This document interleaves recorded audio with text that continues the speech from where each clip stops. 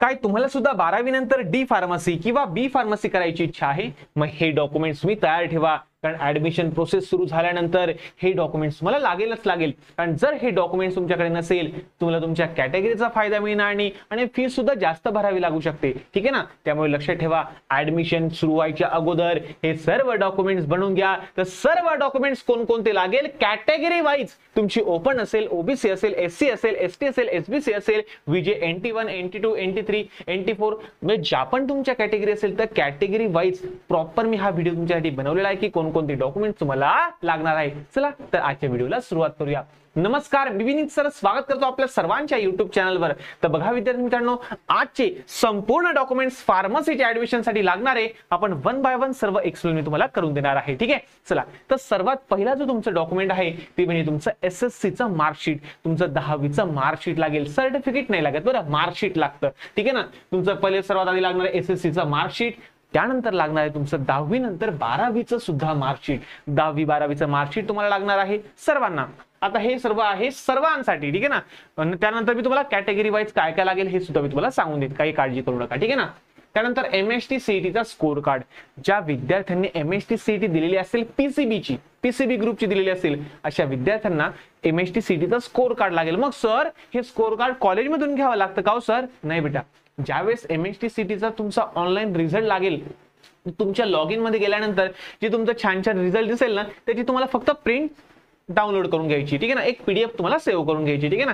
Screenshot कसं असतं आपलं त्या टाईपचं तिथं प्रिंट नावाचं एक ऑप्शन असतं, त्याच्यावर क्लिक केलं की सेव्ह ॲज PDF तुम्हाला करून घ्यायचं आहे. म्हणजे ज्यावेळेस तुम्ही हा फॉर्म भरशाल, फार्मसीचा ऍडमिशन प्रोसेस चालू होईल. ठीक आहे ना. तर फार्मसीची ऍडमिशन प्रोसेस जी आपली कॅपराउंड प्रोसेस असते, सेंट्रलाइज ऍडमिशन प्रोसेस, तर त्यावेळेस तुम्हाला MSTचा CETचा स्कोर कार्ड लागेल आणि जे PDF स्वरूपात तुम्ही अपलोड केलं तरी सुद्धा चालेल, त्याची प्रिंट आउट वगैरे काढून घेशील फक्त. ठीक आहे. चला त्यानंतर तुमचं लागतं school and college living certificate. आता बघा एक गोष्ट लक्षात ठेवा विद्यार्थी मित्रांनो, आता तुमची 12वी झाली असेल बरोबर आहे. कॉलेज सोडल्यानंतर म्हणजे रिझल्ट लागल्यानंतर जवळपास 1 ते 1.5 हप्त्यामध्ये तुम्हाला तुमचं मार्कशीट, 12वीचं मार्कशीट आणि तुम्हाला मिळत असेल तुमचं LC लिव्हिंग सर्टिफिकेट. ठीक आहे ना. ज्याला काही जण ट्रान्सफर सर्टिफिकेट सुद्धा म्हणतात. मग या लिव्हिंग सर्टिफिकेट ज्यावेळेस तुम्ही कॉलेजमधून कंडक्ट करशाल तर लक्षात ठेवा कोणकोणत्या गोष्टी तुम्हाला लक्षात घ्यायच्या आहे. तर या लिव्हिंग सर्टिफिकेटवर तुमची नॅशनॅलिटी इंडियन असली पाहिजे. प्रॉपर स्पेलिंग वगैरे मिस्टेक आहे का नाही बघून घ्या. आपल्या नावामध्ये काही स्पेलिंग मिस्टेक झाली का नाही चेक करून घ्या. दुसरी गोष्ट तुमची मदर टंग काय आहे, प्रॉपर त्या ठिकाणी आहे का नाही हे एकदा चेक करून घ्या. तिसरी गोष्ट तुमची कास्ट बरोबर लिहिलेली आहे का हे एकदा चेक करून घ्या. आणि संपूर्ण LC मध्ये काही स्पेलिंग मिस्टेक आहे का, आपल्या नावाची, आपल्या वडिलांच्या नावाची, ठीक आहे, आपल्या आईच्या नावाची, आपलं बर्थ प्लेस तुमचं त्या ठिकाणी दिलेलं आहे का, म्हणजे तुमचा जन्म कोणत्या ठिकाणी झाला हे सुद्धा तुमच्या लिव्हिंग सर्टिफिकेटवर असतं. तर हे सुद्धा तुम्हाला प्रॉपर चेक करायचं आहे. तर बघा लिव्हिंग सर्टिफिकेट कॉलेजमधून घ्यायच्या अगोदर या सर्व गोष्टी चेक करा आणि या सर्व गोष्टी चेक केल्या तरच ते लिव्हिंग सर्टिफिकेट घरी घेऊन या. कारण बघा कसं होतं माहिती का की एकदाच हे लिव्हिंग सर्टिफिकेट बनलं त्यानंतरच्या मध्ये चेंजेस होत नाही, तर प्रॉब्लेम्स वगैरे होऊ शकतात बरं. त्यामुळे कॉलेजला जाशाल ना तर घेताना एकदा चेक करून या सर्व गोष्टी. ठीक आहे. चला तुमची कॅटेगरी व्यवस्थित त्या ठिकाणी असली पाहिजे बरं. समजा लेवा पाटील आहे तर लेवा पाटील किंवा पाटीदार. नंतर समजा काही जण चौधरी असतात तर कोणते चौधरी आहे, तेली चौधरी आहे, कोणते चौधरी आहे, म्हणजे जी तुमची सब कास्ट असेल याचा सुद्धा उल्लेख त्या तुमच्या लिव्हिंग सर्टिफिकेटवर झाला पाहिजे, जेणेकरून भविष्यात तुम्हाला काही प्रॉब्लेम येणार नाही. कारण लक्ष ठेवा तुमचं लिव्हिंग सर्टिफिकेट तुमचं मॅक्सिमम डॉक्युमेंटचं काम हे करत असतं. ठीक आहे ना. त्यामुळे हे लक्षात ठेवा विद्यार्थ्यांनो. ठीक आहे. चला त्यानंतर तुमचं गॅप सर्टिफिकेट. हे सर्वांना नाही लागत. आता काही विद्यार्थी काय करतात, 12वी करता मग 1 वर्षाचा गॅप घेता. ठीक आहे ना. काही विद्यार्थ्यांनी गॅप घेतला असेल किंवा काही विद्यार्थ्यांनी 12वी नंतर समजा काही डिप्लोमाला ऍडमिशन घेतलं असेल, BSc ला ऍडमिशन घेतलं असेल, जे पण काही केलं असेल समजा. ठीक आहे ना. तर घेतल्यानंतर वाटलं की नाही यार आता आपल्याला हे नाही करायचं, आता आपल्याला दुसरं काही करायचं. ठीक आहे ना. जर तुम्ही 12वी नंतर एखादं वर्ष गॅप घेतला असेल किंवा दुसरं काही समजा एज्युकेशन वगैरे केलं असेल तर अशा वेळेला तुम्हाला गॅप सर्टिफिकेट बनवावं लागतं. सर हे कुठे बनतं, किराणा दुकानात बनतं का? नाही बेटा, हे तुम्हाला तहसीलला जायचं, त्या ठिकाणी बाहेरचे वेंडर लोक बसलेले असतात, त्यांना सांगायचं भाऊ गॅप सर्टिफिकेट बनवून दे, 350 रुपये घेतो भाऊ, एकदम पद्धतशीर ऍफिडेव्हिट बनवून देतो, काही टेन्शन नाही घ्यायचं. ठीक आहे. चला त्यानंतर जे विद्यार्थी ऐका ना, लक्ष द्या, OBC, SC, ST, VJ, NT, NTA, NTB, NTC, NTD, काही जणांना NT1, NT2, NT3, NT4 सुद्धा म्हणतात. ठीक आहे ना. चला SBC, SEBC जे कॅटेगरीचे विद्यार्थी आहे अशा सर्वांना आपल्या कॅटेगरीचा प्रूफ लागतं म्हणजे कास्ट सर्टिफिकेट. तर तुमचं कास्ट सर्टिफिकेट सुद्धा तुम्हाला लागेल, हे लक्षात ठेवा विद्यार्थ्यांनो. आणि या कास्ट सर्टिफिकेट मध्ये सर्वांचे जेवढे बी डॉक्युमेंट्स असेल ना, या डॉक्युमेंट्स मध्ये तुमच्या नावाचं स्पेलिंग वगैरे हे प्रॉपर आहे किंवा नाही एकदा चेक करून घ्या, नंतर प्रॉब्लेम्स होतात. मी तुम्हाला सांगतोय कारण माझं नाव विनीत आहे, तर माझ्या काही डॉक्युमेंट्सवर VINIT होतं आणि काही डॉक्युमेंटवर VINEET होतं. खूप त्रास झाला होता भाऊ, त्यांनी रांगेतून बाहेर काढलं, वय म्हणे भाऊ घरी ऍफिडेव्हिट काढून आणा. आता कसं आहे ऐन टायमाला मला तर कोणी सांगणार नव्हतं त्यावेळेस, ठीक आहे ना, पण तुम्हाला सांगतोय डॉक्युमेंट्स मध्ये काही चेंजेस असेल तर आताच करून घ्या, नाही झालं तर ऍफिडेव्हिट भेटतं.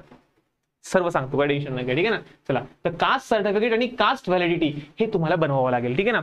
तुम्ही म्हणशाल की सर आता कास्ट सर्टिफिकेट तर आहे आमच्याकडे, पण कास्ट व्हॅलिडिटी खूप वेळ लागतो सर त्याला बनायला, ठीक आहे ना. आता यामध्ये दोन प्रकारचे विद्यार्थी असतात, 2-3 असतात. चला, एक म्हणजे असे विद्यार्थी की ज्यांच्याकडे कास्ट सर्टिफिकेट आहे पण कास्ट व्हॅलिडिटी नाहीये, अजून त्यांनी काढलंच नाहीये पण त्यांचं बनवू शकतं.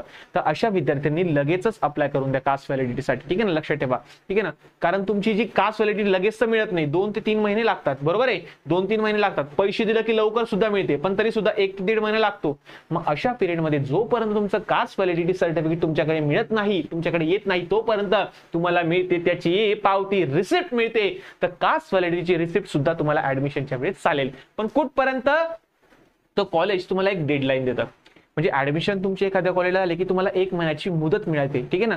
त्या 1 महिन्यामध्ये तुम्हाला तुमचे सर्व डॉक्युमेंट ज्याचे तुम्ही रिसिप्ट अपलोड केलेले असतात ना फॉर्म भरताना, तर रिसिप्ट अपलोड केलाय का, मग तुम्हाला एक डेडलाईन दिली आहे कॉलेजकडून की त्या दिवसामध्ये तुम्हाला ओरिजिनल सर्टिफिकेट कॉलेजला दाखवावं लागतं की भाऊ काढलं बरं मी, आता रिसिप्ट नाहीये, आता माझ्याकडे पूर्ण सर्टिफिकेट आहे आता, ठीक आहे ना. तर असं तुम्ही सर्टिफिकेट दिलं की त्यावेळेस तुम्ही तुमच्या कास्टचा बेनिफिट तुम्हाला मिळतो. आणि जर तुम्ही त्या डेडलाईन पर्यंत तुमचं कास्ट व्हॅलिडिटी जर सबमिट नाही करू शकले तर तुम्हाला ओपन कॅटेगरीमध्ये टाकण्यात येईल. म्हणजे जरी तुम्ही SC ची असो, ST ची असो, OBC ची असो, तरी सुद्धा तुम्हाला ओपनची फीस भरावी लागेल बरं, हे लक्षात ठेवा बेटा. आणि तुमचं रिझर्वेशन सुद्धा जाऊ शकतं. त्यामुळे लक्षात ठेवा, जर तुमचे कोणतेही डॉक्युमेंट्स कॅटेगरीचे असेल, जर बनलेले नसेल तर आताच लवकरात लवकर बनवून घ्या, ठीक आहे. कास्ट व्हॅलिडिटीला अप्लाय केलं नसेल तर अप्लाय करून द्या. तीच बघा. नंतर दुसऱ्या प्रकारचे विद्यार्थी कसे असतात, ज्यांचं कास्ट व्हॅलिडिटी बनवू शकत नाही. आता काहींचा आता समजा काही माझे मित्र वगैरे आहे, काही विद्यार्थी आहे, टोकरे कोळी वगैरे आहे, काही समजा राजपूत वगैरे जे लोक असतात त्यांची लवकर बनत नाही. तर बघा, जर तुमच्याकडे सर्व प्रूफ वगैरे असतील तर लवकरात लवकर तुम्ही अप्लाय करून थोडे पैसे लागेल, पैसे जाऊ द्या. कारण आता वेळ कशी माहिती का, की जर समजा तुम्ही तुमचं कास्ट दाखवू शकले नाही तर तुम्हाला ओपनची फीस भरावी लागेल. आणि जर त्याचा ओपनचा कट ऑफ जर तेवढे पर्सेंटेज तुम्हाला नसेल, तुम्हाला डोनेशन वगैरे सुद्धा भरावं लागू शकतं मॅनेजमेंट कोटातून. त्यामुळे सांगतोय बरं, लक्ष ठेवा, तुम्हाला तुमचं कास्ट सर्टिफिकेट, कास्ट व्हॅलिडिटी लागेलच, ठीक आहे. चला, आणि अप्लाय करून द्या, रिसिप्ट वगैरे लावून द्या, डेडलाईन पर्यंत ते तुम्ही कॉलेजला सबमिट करून द्या, ठीक आहे. चलो, तर कास्ट व्हॅलिडिटी, कास्ट सर्टिफिकेट या कॅटेगरीसाठी लागतं, सर्व तुम्हाला या ठिकाणी दिलेलं आहे बेटा. इन्कम सर्टिफिकेट ऑफ पॅरेंट्स, मग सर हे बी लागतं का ऍडमिशनला? बघा बेटा, हे ऍडमिशनला नाही लागत, हे ऍडमिशनला नाही लागत. पण ज्यावेळेस तुम्ही नॉन क्रिमिलियर सर्टिफिकेट, जे नॉन क्रिमिलियर तुम्हाला OBC, VJNT, SBC, SEBC ला लागतं, SC ST ला नॉन क्रिमिलियर लागत नाही. पुन्हा एकदा सांगतो, SC आणि ST कॅटेगरीला नॉन क्रिमिलियर लागत नाही. तर बघा बेटा, जे OBC विद्यार्थी असेल, OBC भरपूर जण OBC असतात, VJNT वगैरे आहे, तर त्यांना नॉन क्रिमिलियर लागतं. तर नॉन क्रिमिलियर बनवायचं असेल ना, तर सर्वात आधी तुम्हाला इन्कम सर्टिफिकेट बनवावं लागतं बेटा. आलं लक्षात तुम्हाला? तर इन्कम सर्टिफिकेट तुमचं तयार ठेवा, जेणेकरून नॉन क्रिमिलियर तुमचं बनवून जाईल. आणि नॉन क्रिमिलियर बनवताना लक्षात ठेवा, नॉन क्रिमिलियर 2 पद्धतीने बनतात. एकाची व्हॅलिडिटी असते 1 वर्षाची आणि एकाची व्हॅलिडिटी असते 3 वर्षाची. तर मी काय म्हणतोय, पैसे तेवढेच लागतात. तुम्ही 1 वर्ष व्हॅलिडिटी असलेलं नॉन क्रिमिलियर वापरा किंवा 3 वर्ष व्हॅलिडिटी असलेलं नॉन क्रिमिलियर काढा, दोघांना पैसे सेम लागतात. तर माझं असं म्हणणं आहे की 3 वर्ष व्हॅलिडिटी असलेलं नॉन क्रिमिलियर काढून घ्या. म्हणजे जर तुम्ही आता जर समजा तुम्ही काढत असाल तर व्हॅलिडिटी लक्षात ठेवा, 1 वर्षाची असो काही बी असो, व्हॅलिडिटी 31 मार्च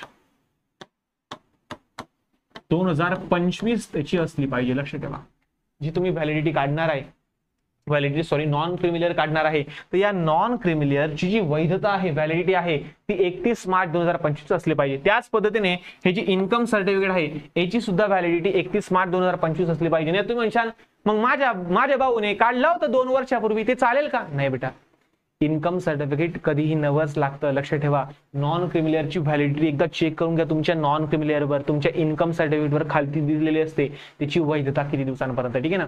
जर एक्सपायर्ड झालं असेल तर नवीन काढून घ्या, नाही तर प्रॉब्लेम होईल बरं. चला, आणि नॉन क्रिमिलियरची जी व्हॅलिडिटी असते ना, ही 3 वर्षासाठीच काढा. 3 इयर व्हॅलिडिटी असलेलंच नॉन क्रिमिनल तुम्हाला काढायचं बाळांनो. ठीक आहे, चला.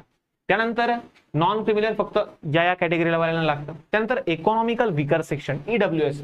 आता हे कोणासाठी लागतं, तर जे विद्यार्थी ओपन कॅटेगरीचे विद्यार्थी आहेत त्यांना लागतं EWS सर्टिफिकेट. मग सर्वांना लागतं का, नाही बेटा. बघा आता काही ओपन जे विद्यार्थी असे असतात की ते खरंच गरीब आहेत. आता ओपनची फीस तुम्हाला माहिती, ओपनला 100% 100% फीस भरावी लागते. पण ओपन कॅटेगरीतले बरेचसे विद्यार्थी असे असतात की ते गरीब असतात, बरोबर आहे. मग अशांनी काय करायचं, मग जर असे काही विद्यार्थी की ज्यांच्या पालकांचं उत्पन्न हे 8 लाखांपेक्षा कमी आहे, ऐका रे, EWS सर्टिफिकेट केव्हा बनतं हे तुम्हाला सांगतो. याच्यावर डिटेल व्हिडिओ मी बनवलेला आहे, पण तरी सुद्धा तुम्हाला सांगून देतो. ठीक आहे ना. EWS चा सेपरेट व्हिडिओ बनवला, ते बघून घ्या की EWS सर्टिफिकेट तुम्हाला का महत्वाचं आहे. कारण जर तुमची ओपन कॅटेगरी असेल तर 50% फीस जर तुम्हाला वाचवायची असेल तर तुम्हाला EWS सर्टिफिकेट काढावं लागेल तहसीलदारातून. ठीक आहे ना. सेंट्रलचा नाही चालणार, तहसीलमधून तुम्हाला काढावं लागेल, सरकार राज्य सरकारचं. ठीक आहे ना. तर यामध्ये EWS सर्टिफिकेट मध्ये तुमचं जे पॅरेंटचं इन्कम आहे ते 8 लाखांपेक्षा कमी पाहिजे. दुसरी गोष्ट, तुमची जी घर आहे, त्याची घराची जागा 1000 स्क्वेअर फूट पेक्षा कमी पाहिजे. तिसरी गोष्ट, जर तुमचं शेती वगैरे असेल तर शेती वगैरे 5 एकर पेक्षा कमी असली पाहिजे. आणि प्लस तुमचा रहिवासी दाखला 1967 सालापासून पुढे असला पाहिजे. ठीक आहे ना. म्हणजे 1967चा रहिवासी दाखला तुमच्याकडे असायला पाहिजे. ठीक आहे ना. तर या सर्व गोष्टी लागतात EWS साठी, आणि यासाठी तुम्ही महाराष्ट्राचेच कॅन्डिडेट असले पाहिजे, तरच तुमचं EWS सर्टिफिकेट हे तुमचं बनणार आहे. ठीक आहे ना. तर हे तुम्हाला लक्षात ठेवायचं बाळांनो. ठीक आहे ना. तर याबद्दल स्पेशल व्हिडिओ बनवलाय, तुम्ही बघू शकता. डिस्क्रिप्शन मध्ये सर्व लिंक वगैरे दिलेला आहे, काही काळजी करू नका. पुढे तर हे फक्त ओपन साठी लागेल, हे फक्त ओपन कॅटेगरीसाठी लागेल, लक्षात ठेवा. बाकी कोणासाठी नाही, OBC BBC वाढासाठी लागणार नाही, फक्त ओपन वाल्यांसाठी. त्यानंतर सर्टिफिकेट ऑफ हँडिकॅप. जर तुम्ही काही अपंग वगैरे असाल, हँडिकॅप वगैरे असाल, तर तुम्ही किती % अपंग आहे याचं सर्टिफिकेट सुद्धा लागेल. कारण या विद्यार्थ्यांना सुद्धा विशेषणचा कोटा असतो, तर त्या कोट्यामध्ये सुद्धा तुम्हाला ऍडमिशन वगैरे मिळू शकते. जर तुम्ही हँडिकॅप असाल तर सर्टिफिकेट तुम्हाला त्या ठिकाणी सबमिट करावं लागेल, नसाल तर आनंदाची गोष्ट आहे. पुढे डोमेसाईल सर्टिफिकेट. आता डोमेसाईल सर्टिफिकेट म्हणजे काय, की तुम्ही तुमचा जन्म कुठे झालेला आहे, महाराष्ट्रात झालेला आहे किंवा नाही. जर तुमच्याकडे बघा डोमेसाईल आणि नॅशनॅलिटी हे एकच सर्टिफिकेट असतं, बरोबर आहे. बनवायचं तर बनवून घ्या, 100-150 रुपये खर्च येतो. आता मी कसं तहसील मधून काढलं होतं तर मला त्यावेळेस 55 रुपये खर्च आला होता. तर मी डोमेसाईल आणि नॅशनॅलिटी काढायचं असेल तर काढू शकता, आणि नाही बी काढलं तरी चालीन. असं आहे का सर, चालेल का सर? हो बेटा. जर तुमच्याकडे डोमेसाईल नसेल ना तर बर्थ सर्टिफिकेट तुमचं चालेल, आता बर्थ सर्टिफिकेट बी नसेल तर तुमचं लिव्हिंग सर्टिफिकेट असतं बघा, लिव्हिंग सर्टिफिकेट, त्यावर दिलेलं असतं की या भाऊचा जन्म या गावात झालेला आहे.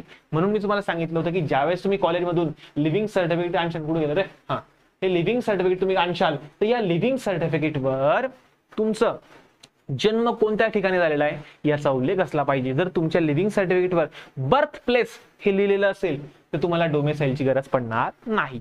त्यानंतर जर तुमच्या लिव्हिंग सर्टिफिकेटवर नॅशनॅलिटी इंडियन लिहिलेलं असेल, काय ऐका रे, तुमच्या लिव्हिंग सर्टिफिकेटवर जर नॅशनॅलिटी इंडियन लिहिलेलं असेल तुम्हाला नॅशनॅलिटी सर्टिफिकेटची सुद्धा गरज पडणार नाही. तर बघा, डोमेसाईल नॅशनॅलिटी यासाठी तुम्ही डायरेक्ट लिव्हिंग सर्टिफिकेट सुद्धा वापरू शकता, काही प्रॉब्लेम नाही. बनवायचं असेल तर बनवून घ्या, जास्त काही खर्च येत नाही, पण लिव्हिंग सर्टिफिकेट पण वापरलं तरी सुद्धा चालतं, काही प्रॉब्लेम नाही. ठीक आहे, डन, समजलं. चला, हे सर्वांना लागेल बरं. डोमेसाईल नॅशनॅलिटी सर्वांना लागेल, ओपन असो OBC असो सर्व असो. कॅटेगरीवाल्यांसाठी मी हे सर्व लिहून दिलेलं आहे. ठीक आहे. पुढे आधार कार्डची फोटोकॉपी. आधार कार्ड अपडेट करून घ्या. ज्यांचं आधार कार्ड एकदम जुना पुराणा भंगार फोटो असेल चेंज करून घ्या ना यार, काय लागतं यार, सगळी वेळ वगैरे लागत नाही. ठीक आहे ना. आधार कार्डला अपडेट करून घ्या, तुमचं नाव वगैरे सर्व काही व्यवस्थित आहे का नाही, स्पेलिंग वगैरे व्यवस्थित आहे का नाही हे चेक करून घ्या.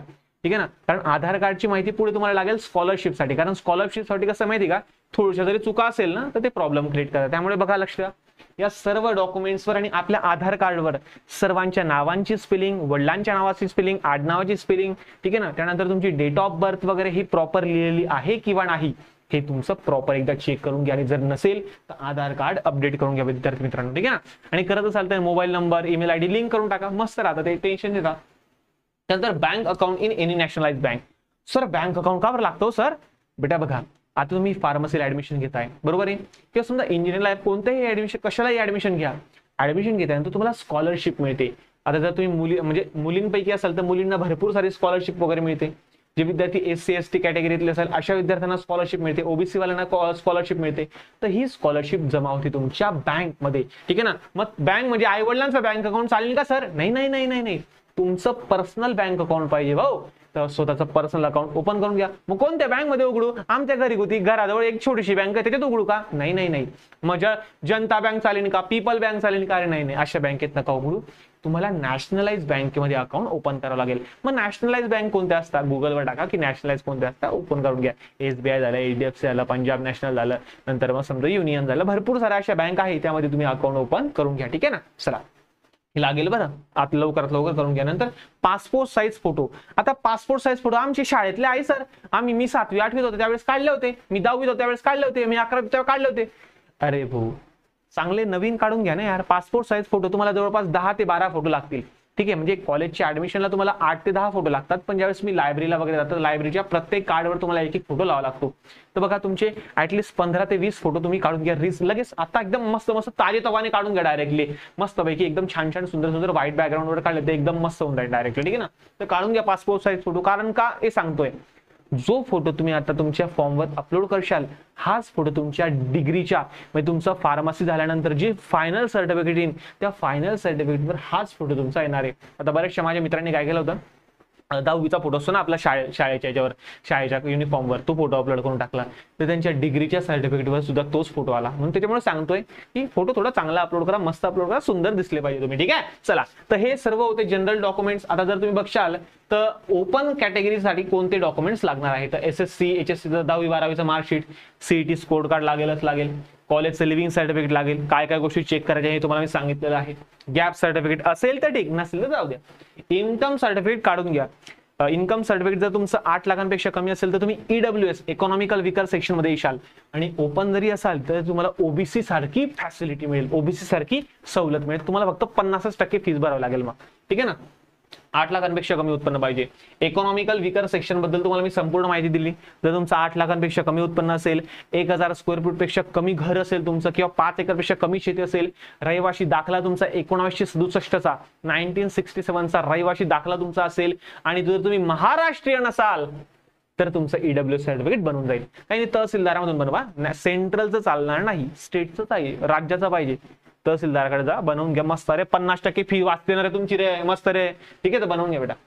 नंतर हँडिकॅप असाल तर ठीक, नसेल तर जाऊ द्या. डोमेसाईल हे तुम्हाला सांगितलं, हे तुमचं लिव्हिंग मध्ये सर्व होऊन जातं. पण जर बनवायचं असेल तर डोमेसाईल नॅशनॅलिटीचं एकच सर्टिफिकेट बनतं कंबाईन. मी बनवलं होतं, मस्त होतं, 55 रुपयात बनवलं होतं, बनवून घ्या. पुढे आधार कार्ड, फोटोकॉपी, बाकी सर्व तेच आहे, बाकी सर्व काही चेंज नाही. ठीक आहे ना. त्यानंतर तुम्ही स्क्रीनशॉट घेऊ शकता बरं. नंतर list of documents required for OBC कॅटेगरीसाठी हे एवढं लागेल. बाकी नवीन काही नाही याच्यामध्ये.